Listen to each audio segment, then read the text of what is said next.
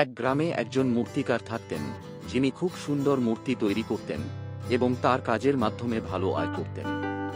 তার একটি ছেলে ছিল যে ছেলেবেলা থেকেই মূর্তি বানাতে শুরু করেছিল।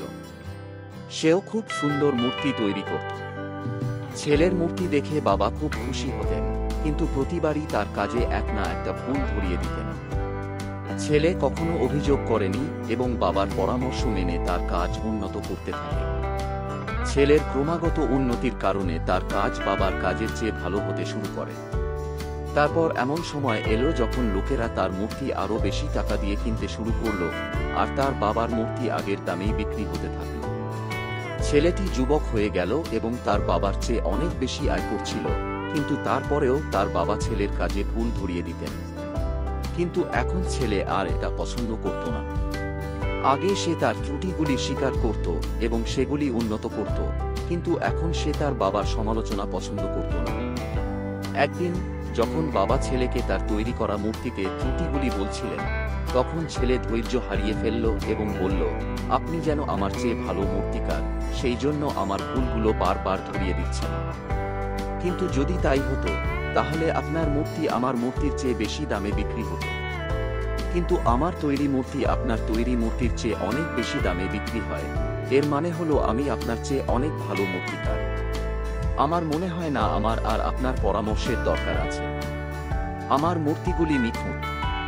এরপর থেকে বাবা আর কোন পরামর্শ দেওয়া বা ছেলের কাজে কোন ত্রুটি ধরিয়ে দেওয়া বন্ধ করে দিলেন। কিছুদিনের জন্য ছেলে খুশি ছিল, কিন্তু কিছুদিন পরে সে লক্ষ্য করল যে এখন লোকেরা আর তার কাজের আগের মতো প্রশংসা করে না এবং তার মূর্তির দামও কমতে শুরু করল। ছেলে কারণটি বুঝতে পারল না। সে তার নিজের তৈরি মূর্তিতে কোনো ত্রুটি দেখতে পেল না। সে খুব হতাশ হল। সুতরাং একদিন সে তার বাবার কাছে গিয়ে তার সমস্যা সম্পর্কে জানাল। বাবা তাকে শুনে বললেন, আমি জানতাম এমনটাই হবে। ছেলে অবাক হয়ে বলল, কি, আপনি জানতেন এমনটা হবে? বাবা বললেন, হ্যাঁ ছেলে, কারণ অনেক বছর আগে আমাকেও এমন পরিস্থিতির মুখোমুখি হতে হয়েছিল। তারপর ছেলে বলল, তাহলে আপনি আমাকে এটা ব্যাখ্যা করলেন না কেন? বাবা জবাব দিলেন, কারণ সেই সময় তুমি বুঝতে চাওনি। আমি জানি যে আমি তোমার মতো সুন্দর মূর্তি তৈরি করতে পারি না। সেই জন্যই আমি সবসময় একজন শিক্ষকের মতো তোমার মূর্তিতে ত্রুটি খুঁজে বের করার চেষ্টা করি, কারণ কখনো কখনো আমরা নিজেরা করা কাজে কোন ত্রুটি খুঁজে পাই না, কারণ আমরা সবাই আমাদের কাজকে ভালোবাসি। কিন্তু অন্য ব্যক্তি সেই ত্রুটিগুলি এবং ভুলগুলো দেখতে পারে যেগুলি তুমি দেখতে পাচ্ছ না। যখন আমি তোমাকে তোমার মূর্তির ত্রুটিগুলি সম্পর্কে বলতাম, তখন তুমি তোমার কাজে সন্তুষ্ট হতে না এবং আরো ভালো করার চেষ্টা করতে। আর সেজন্যই তোমার কাজ দিন দিন উন্নত হচ্ছিল এবং তোমার মূর্তির দাম বাড়ছিল।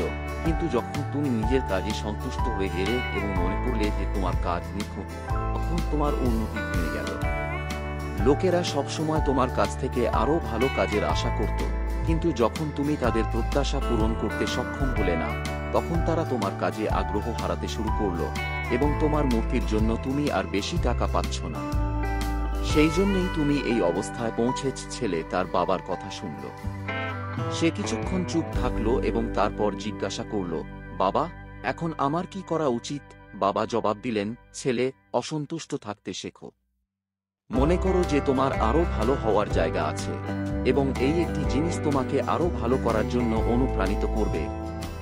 যদি তুমি এটিকে ইতিবাচকভাবে নাও, তাহলে তুমি তোমার কাজের ত্রুটিগুলি জানতে পারবে এবং সেগুলি ঠিক করার চেষ্টা করবে এবং এগিয়ে যেতে থাকবে। কিন্তু যদি তুমি এর প্রতি নেতিবাচক প্রতিক্রিয়া জানাও, তাহলে তুমি তোমার কাজের ত্রুটি খুঁজে পাবে না এবং তোমার অগ্রগতি থেমে যাবে। সেই জন্যই বলা হয় যে সমালোচকরাই আমাদের সবচেয়ে ভালো বন্ধু, কারণ তারা আমাদের ত্রুটিগুলি দেখায়। সুতরাং যদি তুমি তোমার জীবনে এগিয়ে যেতে চাও, নিখুঁত হতে চাও এবং সফল হতে চাও, তাহলে সমালোচনার ভয় করো না, কারণ সমালোচক না থাকলে তুমি তোমার জীবনে কখনই এগিয়ে যেতে পারবে না এবং কখনই সফল হতে পারবে না তুমি।